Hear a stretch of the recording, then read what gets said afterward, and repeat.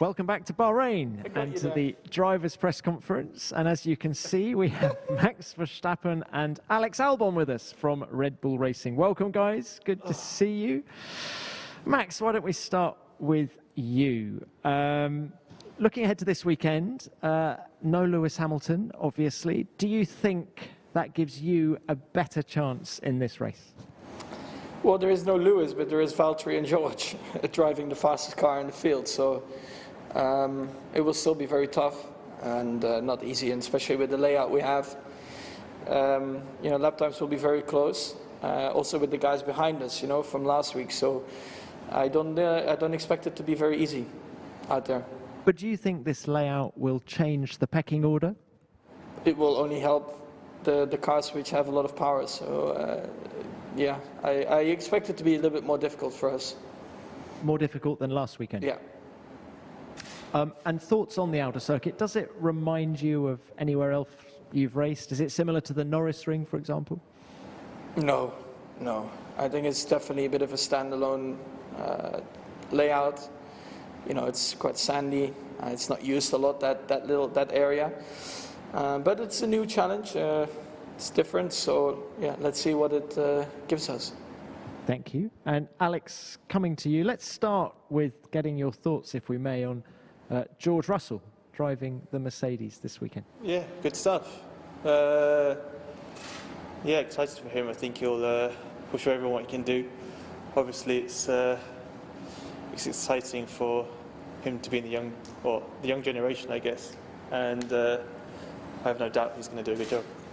Have you had much contact with him this week? Yeah.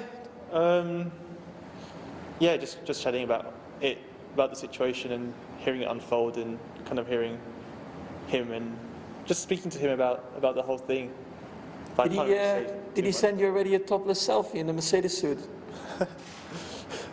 No, he didn't. You didn't? No, we don't have that kind of relationship. Let me know if he does. Or he might post it on Instagram anyway. Do you want the photo?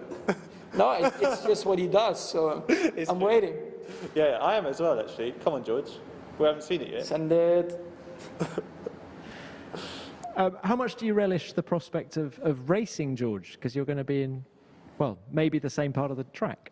Yeah, I mean, I wouldn't say it's one of them things where you're kind of rubbing your hands and thinking, oh, here we go. Just another car on track. So, no, I'm sure it's going to be quick. And that's about it, really. Okay, thanks, guys. We'll go to the video conference now, and we'll start with Luke Smith from Autosport, please. Thank you, Tom. Question for Max, kind of related to George's situation. You obviously went from what was a midfield team with Toro Rosso and was sort of catapulted into a front-running team with Red Bull back in 2016. How did you find that adjustment? Obviously, winning on debut suggests it went pretty well, but in terms of getting up to speed with the runnings of a top team, what kind of challenge does George have in store this weekend? Just enjoy it, because that car will feel night and day different, and in a good way. That I had the same when I jumped in the Red Bull car. I mean, there was a lot to learn, but I drove out and I was like, oh my God, what a difference a car can make. You don't know before. So luckily there are not too many corners on the track and a lot of straights, so it will be a bit easier to learn and get comfortable, I guess. But just people are expecting a lot, but I think it's just get up to speed. Don't think about the outside. Just work with the team and enjoy. It's the best car on the grid to drive, so you better make the most of it. Thank you. Max, staying with you, let's go to this email question from Erwin Yegi at motorsport.com. He asks, after your second place last weekend, you said you weren't happy with the strategy and that you would have preferred a more aggressive one. You've complained about Red Bull being too conservative in the past. Where do you think this conservative approach from the team comes from? I think I just commented last weekend on that we were a bit conservative. So I can only really comment on that. But we have analyzed it, and I think that's good. We'll see what we can do this weekend. See if we can do it better. And be more aggressive? If we have to. Every weekend is a bit different. Okay, thank you. Alex, coming to you, this email question from Ronald Fording at motorsport.com.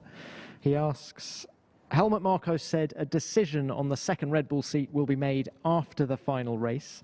Have the Red Bull bosses given you a clear idea of what you need to do in the remaining races to secure that seat? Well, I've answered this before. It's more just about, doing a good job in results. There's not a clear, specific target. Just got to show signs of improvement, and obviously last 2 weekends have been going pretty well. So yeah, head down and we'll see how it goes. Thank you. And can we go to the video question next from Matthias Brunner? Matthias Brunner, speedweek.com. Max, with the season ending in 10 days or so, would you give us a summary, please, of your personal performance this year? Which aspects please you? What could you have done differently? And also, what is your assessment on chassis and engine development? Thank you.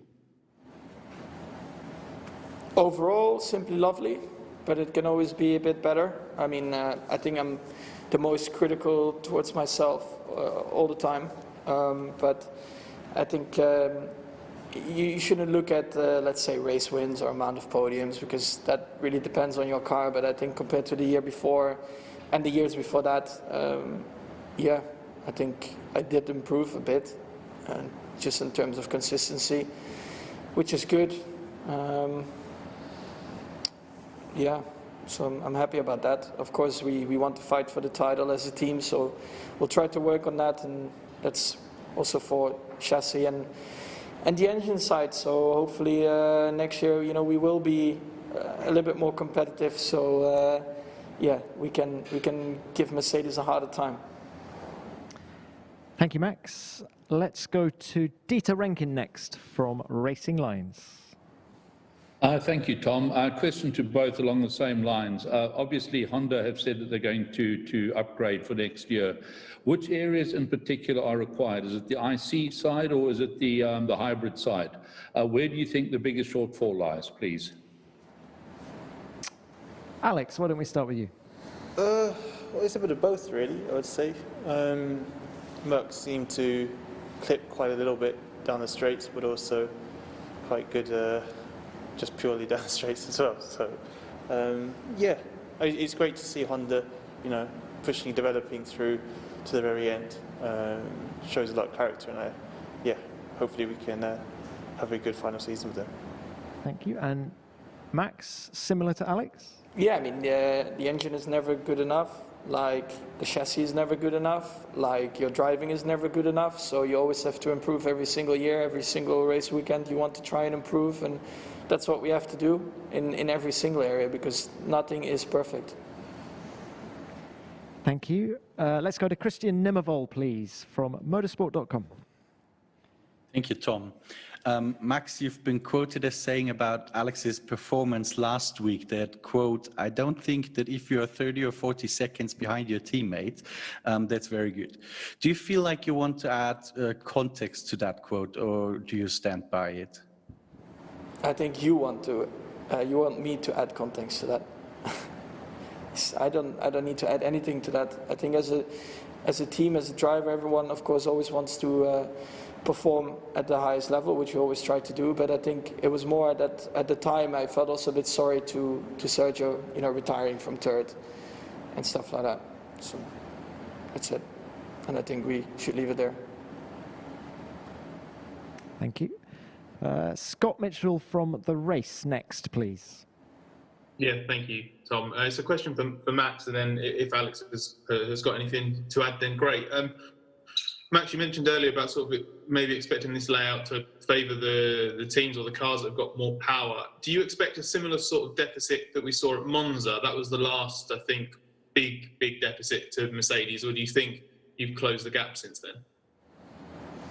I really hope it's not going to be like Monza, but we have to wait and see. I mean, the track, of course, is a bit different compared to Monza. There are still, I think, a few kind of corners where you can make a bit more of a difference. Monza, you run really low downforce, so everyone runs very, very low downforce, so you just really lack on the straights. I think here there will be a bit of difference in terms of downforce levels.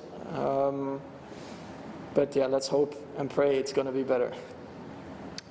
But Max, do you think, have Honda made progress since Monza? There's not much you can do in terms of engine power, you know. I think it's more about we have to just find the right compromise. Alex, anything to add?